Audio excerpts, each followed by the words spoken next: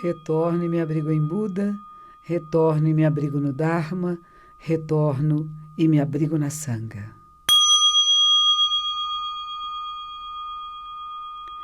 As três joias, os três tesouros, Buda, Dharma e Sangha.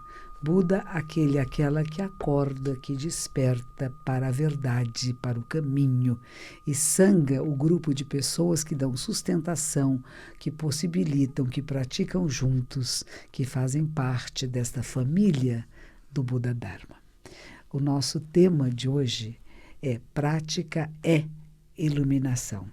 Eu achei interessante porque no livro que nós temos aqui, esse livro que foi feito a partir de conversas de leitores, de autores, de ouvintes, de você que está conosco aqui para o programa e que o Nilo compilou as minhas respostas, tem um capítulo que se chama A Prática. Eu gostei muito, é o primeiro capítulo, deixa eu só confirmar aqui isso. Pratique Zazen. Se você já tem o livro, é na página 27. Muitos ainda perguntam, o que é o Zen? Zen é uma palavra originada do sânscrito, língua muito antiga da Índia, originalmente jhana ou dhyana, que quer dizer meditar. Para os chineses, Chan, para os japoneses, Zen. Ou seja, a prática do Zen é a prática da meditação. Na verdade, é um estado de meditação profunda, tão profunda que abandona o eu menor e leva ao estado de samadhi, no qual não existe separação entre o ser e o objeto, no qual é possível perceber-se interconectado, interligado com tudo que existe, estado em que passado, futuro e presente ocorrem simultaneamente. Isto é o início da nossa prática e nós somos aquilo que praticamos. O fundador da nossa escola no Japão, no século XIII, que se chamava mestre Eihei Dogen, ele costumava dizer a seus alunos, sempre, a seus praticantes, seus discípulos, nós somos o que praticamos. E a prática não está separada da realização. Não é que eu vou praticando e um dia eu percebo. É porque eu percebi, porque eu sou um ser iluminado, que eu procuro práticas onde vou autenticar aquilo que eu já sei. Não é interessante? É um olhar diferente, não é? Não é assim, eu não sei nada e agora eu vou aprender alguma coisa e cada dia eu aprendo um pouquinho. Não, eu já sei e porque eu já sei, eu vou encontrar práticas que autenticam aquilo que eu sei, que reforçam esse conhecimento, que reforçam o Buda em mim e o Buda em você. Quando eu inicio o programa, dizendo retorno e me abrigo em Buda, que Buda é este? Será que aquele homem que viveu na Índia há 2.600 anos atrás? Será que é uma estatueta, uma imagem, um desenho? Ou será que é em você? O seu estado de compreender em profundidade a vida, a morte, o instante e este momento zen. Este momento zen aqui na Rádio Mundial. Como é que nós praticamos? Há várias maneiras. O principal, e o Zen budismo, a prática principal é Zazen, sentar-se em Zen.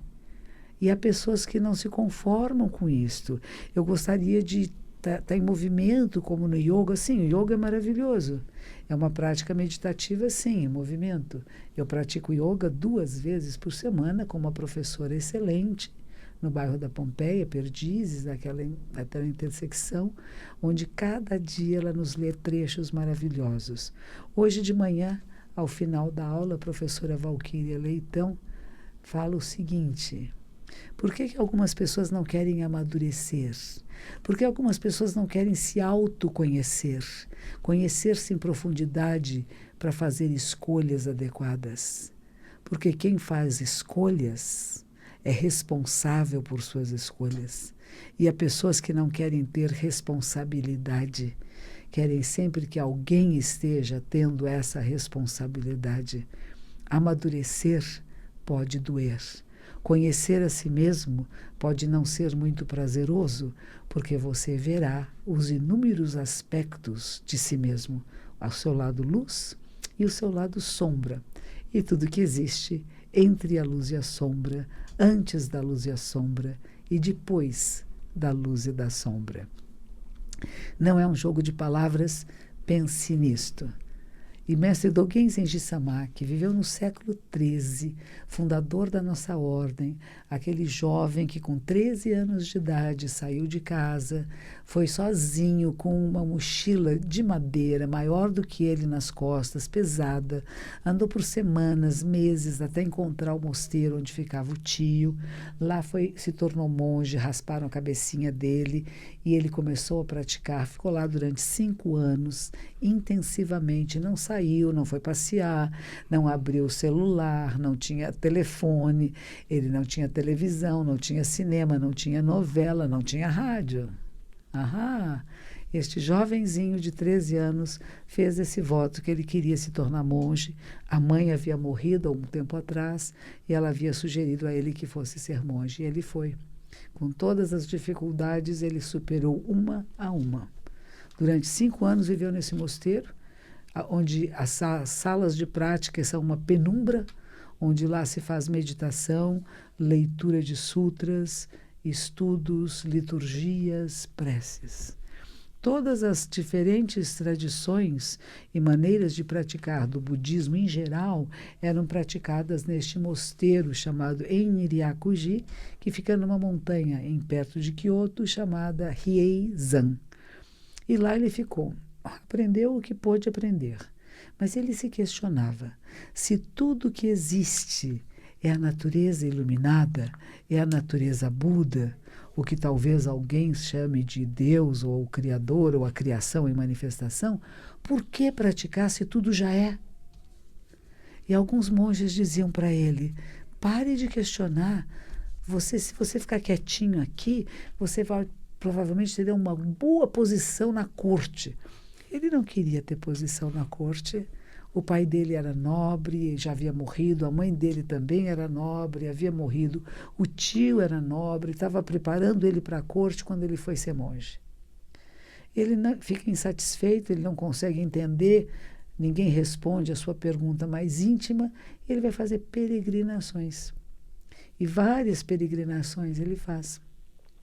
E tudo que diziam para ele é isso, tudo que existe é a natureza Buda. Ele fala, então, para que praticar? Ele chega à sua própria conclusão, que a prática é a realização. Não existe uma coisa que eu pratico em um determinado dia, eu viro outra coisa, porque você já é, você autentica. Da mesma maneira que ele fala, e que nós podemos dar essa analogia, uma pessoa só se torna um nadador, e nós tivemos tantas medalhas de ouro, agora foi tão bonito, né? De ouro, prata, bronze, lá no Peru, nos Jogos Pan-Americanos. O Brasil foi o segundo país com mais medalhas. Não é bonito? Você prestou atenção que nós temos grandes atletas num país onde não é muito incentivado o atletismo, nós não temos grandes empresas como existe nos Estados Unidos, no Canadá, em alguns países da Europa, investindo nos atletas amadores, nos atletas que vão se tornar grandes profissionais no futuro, ou aqueles que já estão se profissionalizando. Nós não temos isso. Muitos dos nossos atletas têm que dar muito duro, trabalham, ganhar um dinheirinho para poder comprar comida, para poder pagar um aluguel, uma casa. Lá nesses países maiores, que investem muito em esportes, os atletas são tratados, aqui a gente diria pão de ló, né? Com dietas especiais, atendimento especial, e por isso a gente vê nos Estados Unidos tantas medalhas de ouro, né? São pessoas que são muito bem treinadas e respeitadas, incluídas. Mas estamos falando isso. Por exemplo, um nadador é um bom nadador porque nada. Ele tem que nadar todos os dias, tem que treinar todos os dias. Ele lê um manual de natação, não adianta. Pode ajudar, mas não adianta. É só quando ele mergulha na água. E é isso que Dogen fala, nós somos o que praticamos e ao praticar nós temos a realização. Aquele que tem bom estado de saúde, boa alimentação, tem condições psicológicas harmoniosas. Porque imagine um menino, pula lá para meditar, brigou com a namorada, está num conflito, ele não vai ganhar essa corrida. Ele não vai ganhar, ele vai ficar perturbado, a mente dele não está com clareza. Então, na hora que você mergulha, você não tem mais nada a pensar. É só nadar. E é braçada a braçada. É bater pé a bater pé, porque senão não dá certo. E é isso que ele diz, prática é realização. Você é aquilo que faz. E como faz. Muito bem, Nilo. Aqui estamos. Boa noite. Boa noite, Hiroshi. Isabel mandou uma boa noite para nós lá de Oeiras, em Portugal. E ela disse que aguarda com entusiasmo o lançamento do livro A Sabedoria da Transformação, lá no... Que bom, deve ser... Na versão lusitana. Deverá ser agora em setembro. Vamos ver. Torçamos. Aguardemos. A Solange está em Santa Rosa do Sul, manda um abraço carinhoso para a senhora, um beijo no seu coração. O Rony está em São Bento do Sul, Santa Catarina, diz que os ensinamentos Zen o tornam mais calmo e seguro para viver a vida. Que bom. E aqui nós temos duas perguntas, Hiroshi, que eu acho que são complementares, ou talvez uma leve à outra. A Elismar, essa pergunta é da semana passada, e a Sandra hoje nos pergunta também. A Elismar é de Brasília, diz que pratica meditação, olha o termo, estava indo bem até entrar em um relacionamento, foi o que ele disse. Perdeu totalmente a concentração, queria saber o que fazer. E a Sandra pergunta, é possível uma pessoa agitada, ansiosa, que nunca está presente no momento, tornar-se tranquila e pacientosa? Muito bom. Relacionamentos amorosos íntimos são uma maravilha, né? Porque realmente eles nos estimulam tanto que a gente perde a tranquilidade. Mas não é gostoso? Não é bom perder a tranquilidade pelo amor? Você não está perdendo a tranquilidade pelo ódio, porque quer matar alguém, porque faz parte dos hormônios da vida humana. Então, não exija tanto de você.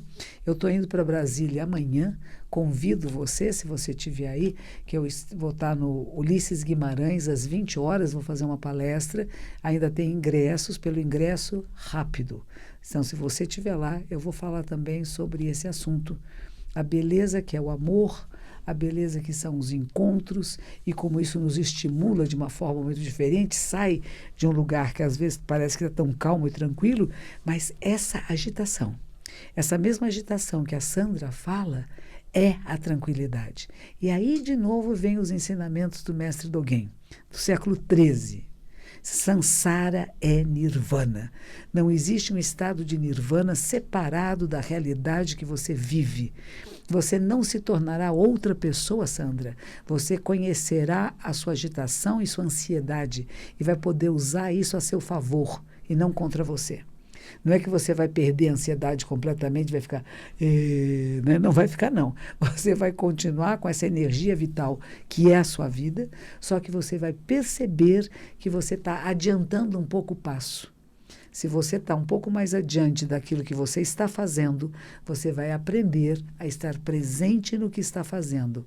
Vai ter ansiedade que vai acontecer depois? Ainda bem. Se nós não tivermos um mínimo de ansiedade sobre o nosso futuro, os nossos projetos, as nossas expectativas, nós estamos parados, inutilizados. Então, temos projetos, temos ansiedades, mas como percebemos o quanto essa ansiedade é saudável e quando ela começa a ser prejudicial? Então, não pense que a prática vai transformar você numa outra pessoa, mas vai fazer você a entrar em contato com a sua maior intimidade, reconhecer-se e fazer escolhas adequadas. Hoje estava dando entrevista para uma revista que chama Inspire-se, a pedido da editora Papiros, sobre o livro que fiz com o professor Cortella, que se chama Nem Anjos Nem Demônios, a humana escolha entre vícios e virtudes. Nós podemos escolher algumas coisas. Como vocês dois estão procurando este caminho de tranquilidade e de paz, nós podemos escolher esse caminho. Então, a primeira coisa é respiração consciente. Alinhe a coluna vertebral, alinhe a cervical, perceba o ar entrando pelas suas narinas e, ao mesmo tempo, toda a sua caixa torácica se expande. O professor Marcos Rojo, com quem eu vou estar em Fortaleza a partir do dia 15, agora de 15 a 18, no Hotel Vila Galé, no encontro Zen Yoga, também há ingresso, se você quiser. Ele sempre fala isso, que eu achei interessante, nunca havia pensado. É porque a caixa torácica que se expande que você inspira. Olha, eu sempre pensei que primeiro se inspirava e ao inspirar a caixa torácica se expandia. E ele diz que não, porque a caixa se expande e você consegue inspirar. Olha, o budismo diz, tudo que existe é o co-surgir interdependente e simultâneo. Eu não saberia dizer o que surge primeiro, mas simultaneamente a inspiração e a expansão da caixa torácica acontece. Ao você prestar atenção nisto, alguma coisa muda. Isto já é meditação. Não pense que meditar é ficar quieto, não ter pensamento nenhum, não ter sentimento, não ter ansiedade para encontrar minha namorada, meu amor, meu afeto. Não é não ter ansiedade sobre o que vai acontecer amanhã, meu trabalho, minha vida. Mas é perceber isto. E sabe até o quê? Agradecer. Agradecer de estar vivo, de estar viva e ter toda essa gama de pensamentos, sentimentos e emoções. Obrigada. Hiroshi, semana passada o Alex perguntou como o budismo lida com a frustração. E agora há pouco a Ana escreveu aqui que o esposo está namorando a ex da adolescência, que acabou com o casamento, mas que ele não tem condições de sair de casa. E ela às vezes quer até expulsá-lo, só que pensa na filha. É outro tipo de frustração, né? Ah, que interessante, né? Essas coisas acontecem, né? Esse amor, esse afeto. Eu não sei que idade tem sua filha. Muitas vezes o homem, quando... Como eu falei no começo, a minha professora de yoga falando hoje na aula, amadurecimento é responsabilidade. Responsabilidade são escolhas. Escolhas fazem com que você se sinta responsável pelas suas escolhas. E às vezes, quando o homem tem uma filha, ele quer voltar um pouco a ser criança, a ser adolescente, porque é uma grande responsa, não é verdade?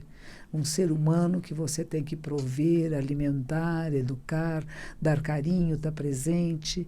Ontem, Dia dos Pais, todos vocês papais que estejam abençoados com a capacidade de serem bons pais. Obrigado. Porque tem alguns que querem fugir da raia. E às vezes fugir da raia é isto. Ele está com medo de assumir esse papel dele agora, que é um papel de adulto, de responsável. Ele vai se interessar e vai voltar para a adolescência, para aquela menina da adolescência que traz ele de volta à adolescência. Então pode ser isso, eu não sei, eu não conheço vocês em profundidade, é apenas um palpite que eu estou dando. E se esse adolescente não pode sair da sua casa, dê um quartinho para ele, uma caminha para ele e crie causas e condições para ele mesmo tomar decisões na sua vida. Que ele reflita sobre a decisão que está querendo tomar.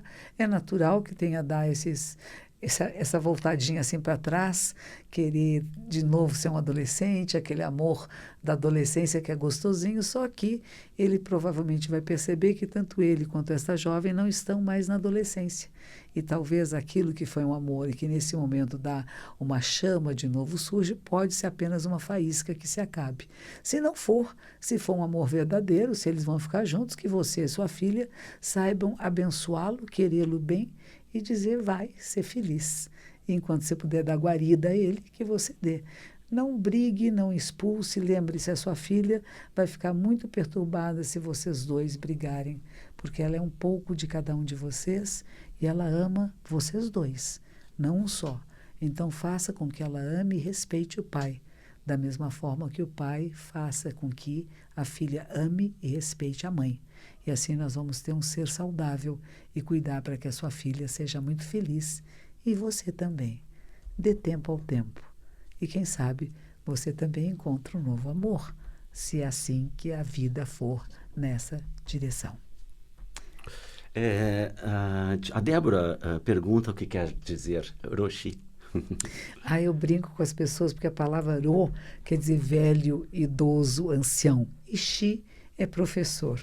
Então, quando as pessoas perguntam, eu digo assim, velhinha, velha mestra, velha professora, mas dentro da tradição é um honorífico, porque dizemos que os anciãos, as anciãs, são aqueles que acessaram um nível de compreensão maior. Falando em anciã, esta quinta-feira, a monja Zenchu, que não é anciã, ainda não é, estará fazendo a palestra às 8 horas da noite no templo aqui no Pacaembu. São todos bem-vindos, chegar meia hora antes.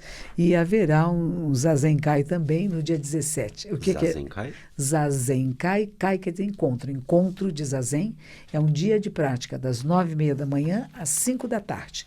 Isso é preciso inscrever-se com antecedência.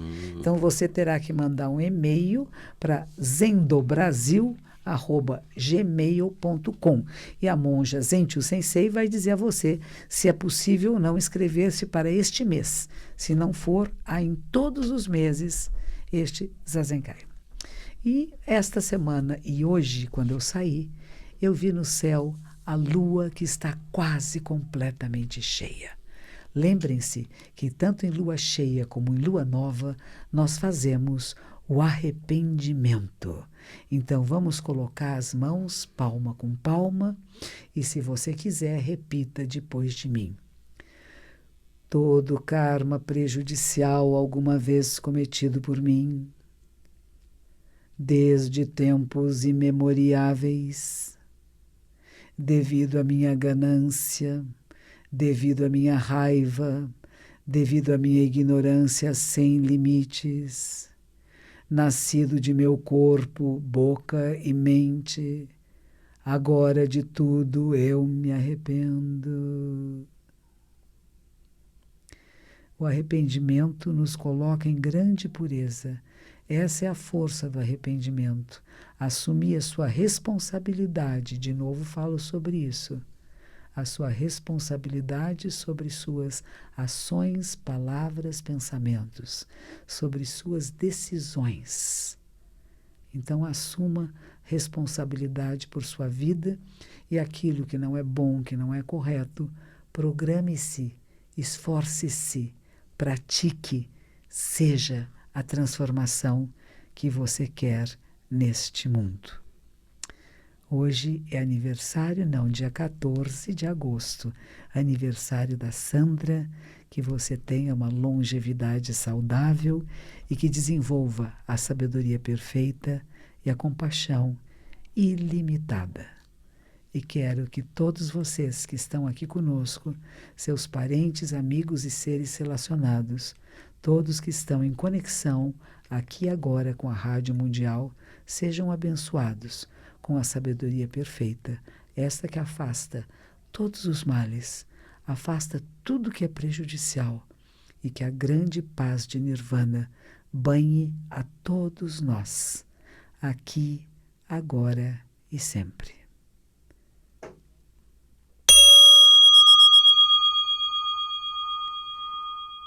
Que os méritos de nossa prática se estendam a todos os seres e que possamos nos tornar o caminho iluminado.